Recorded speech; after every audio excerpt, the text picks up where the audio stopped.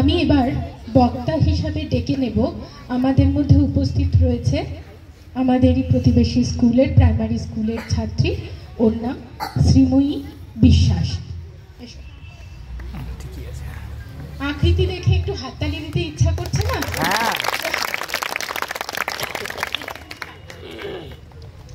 আমি একটু অনির্বাণ মিশ্রকে ডেকে নেব শ্রীময়ীকে বরণ করে নেওয়ার জন্য।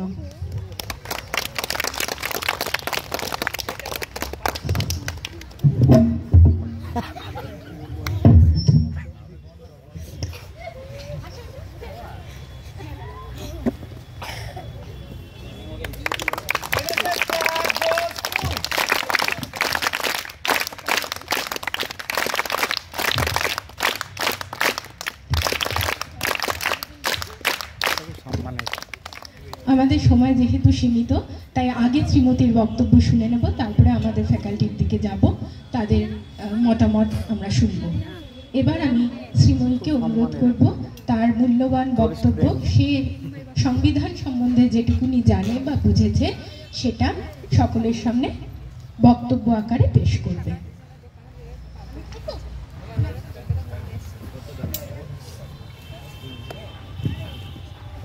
সবাইকে নমস্কার। আমি শ্রীময়ী বিশ্বাস। আজ ভারতের সংবিধান দিবস উপলক্ষে আমি কিছু কথা বলতে চাই। আমাদের দেশ ভারতবর্ষ। আমাদের দেশ স্বাধীন হয় 1947 সালের 15ই আগস্ট। এরপর আমাদের দেশ কিভাবে চলবে সেই জন্য তৈরি করা হলো সংবিধান। সংবিধান হলো দেশের সর্বোচ্চ আইন, নাগরিকদের অধিকার ও কর্তব্যের কাঠামো প্রতিষ্ঠা করে থাকে।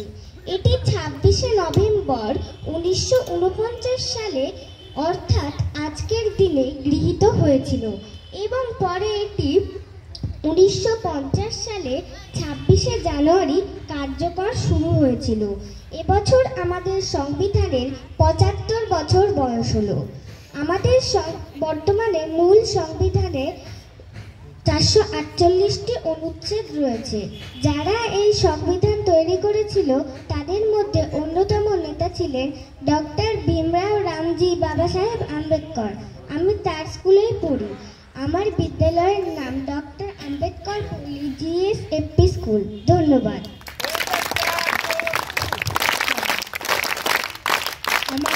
আমার যেটা ব্যক্তিগতভাবে মনে হয়েছে, আমি জানি না আমরাও এত গুছিয়ে এইরকম বয়সে কথা বলতে পারতাম কিনা, এবং আমরা বোধহয় এখনও এরকমভাবে কথা বলতে পারি না।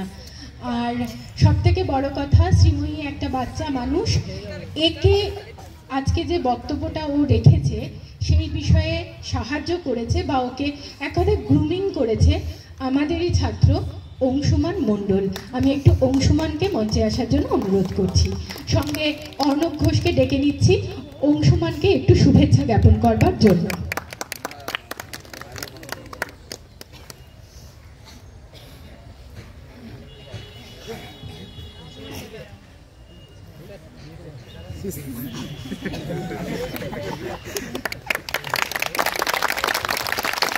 একটা খুব সুন্দর মুহূর্ত, সকলকে ধন্যবাদ জানাচ্ছি।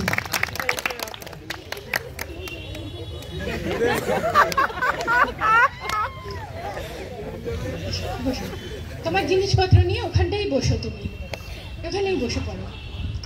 আচ্ছা, আমাদের মধ্যে আমরা আজকে বক্তা হিসাবে পেয়েছি আরও দুইজনকে। তার মধ্যে রয়েছে গৌরব ভট্টাচার্য। আমি একটু গৌরব ভট্টাচার্যকে ডেকে নিচ্ছি। ও বিপিএ বিভাগ থেকে প্রতিনিধিত্ব করছে। ওর খুব সংক্ষিপ্ত বক্তব্য আমরা একটু মনোযোগ দিয়ে শুনব। তার আগে গৌরবকে বরণ করে নেওয়ার জন্য আমি কিশোরবাবুকে একটু অনুরোধ করছি। মোবাইল কই তোর?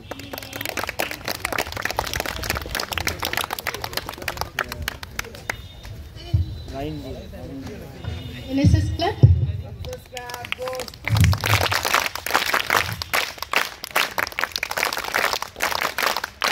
এবার আমরা গৌরবের বক্তব্য শুনে নেব।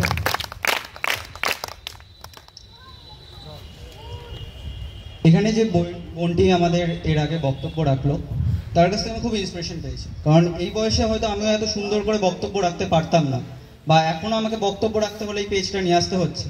সেখানে এই বোনটা যেই বডি ল্যাঙ্গুয়েজের সাথে টোনের সাথে কথাগুলি বলেছে সেটা খুবই ইন্সপিরেশন জুগিয়েছে আমাকে। এবং আমার পিছনে যে সমস্ত বন্ধুবান্ধবরা বসে আছে তারা আমাকে বলছিল কিছুক্ষণের মধ্যে সংক্ষিপ্ত বর্ণনা দিয়ে এখান থেকে যেতে। তো সংবিধানের সমস্যাটা তো আমিও জানি না, আমি শুধু উদ্দেশ্যটা বলছি কেন আমাদের এটা জানতে হবে। আজকে 26শে নভেম্বর, আজকের দিনে আমরা সংবিধান দিবস পালন করে থাকি। তো এই সংবিধান দিবস পালন করার কারণ কি, এবং সংবিধান দিবস যে আমরা পালন করছি কবে থেকে এটা পালন করা হচ্ছে।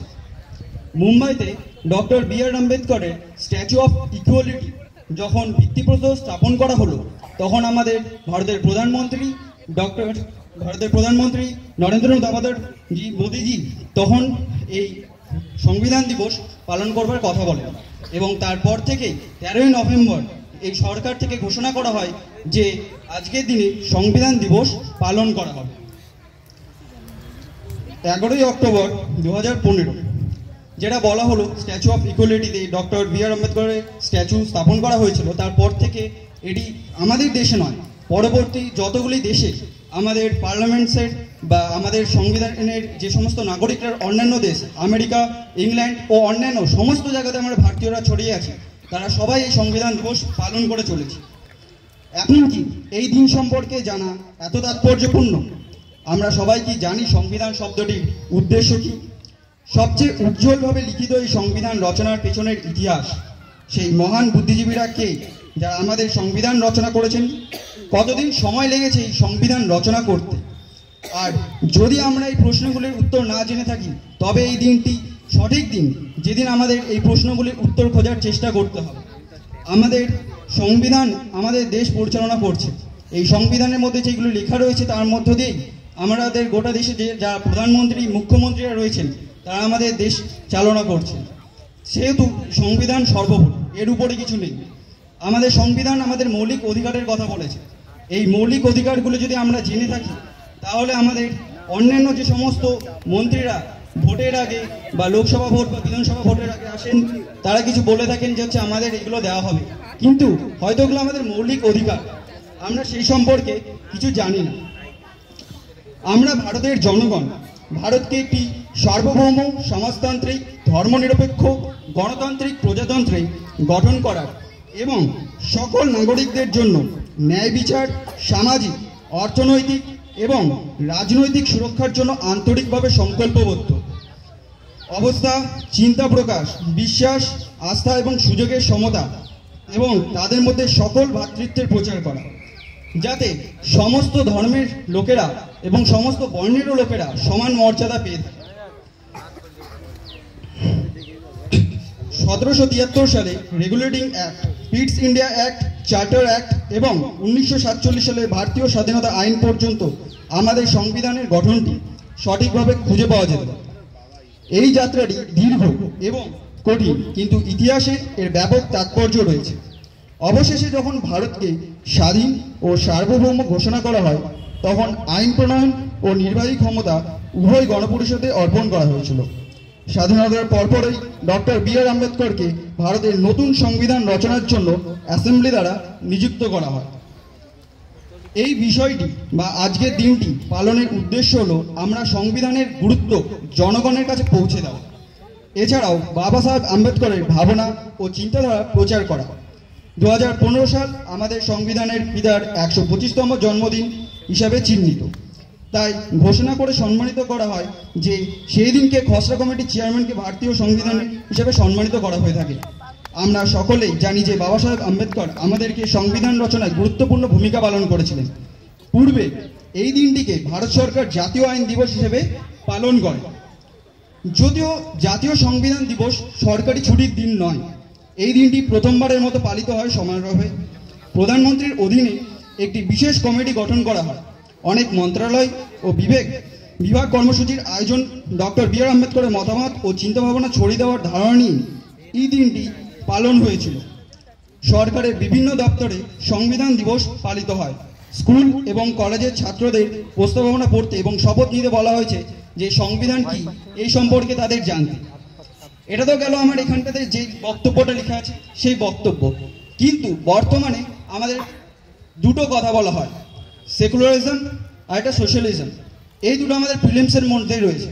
এবং বর্তমানে সুপ্রিম কোর্টে একটি পিটিশন দেওয়া হয়েছে, যার মধ্যে বলা হয়েছে এটা কি প্রিলিমসের আন্ডারে থাকা উচিত কি নয়। এই নিয়ে সুপ্রিম কোর্টে একটি এখন বিচার ব্যবস্থাও চলছে। তো আমাদের এই সমস্ত জিনিসগুলো জানতে হবে, আমাদের সংবিধানে কখন কি নতুন জিনিস অ্যাড হচ্ছে এবং বাতিল হচ্ছে।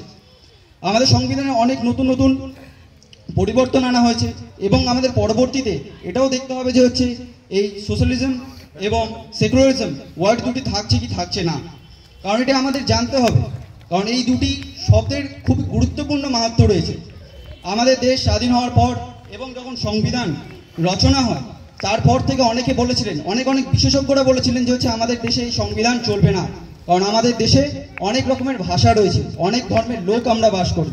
তো সেখান থেকে তারা বলেছিলেন যে হচ্ছে এই সংবিধান কোনোভাবেই সম্ভব নয় এবং ভারত আবার অখণ্ড হবে বা খণ্ডিত হবে, দ্বিখণ্ডিত হবে।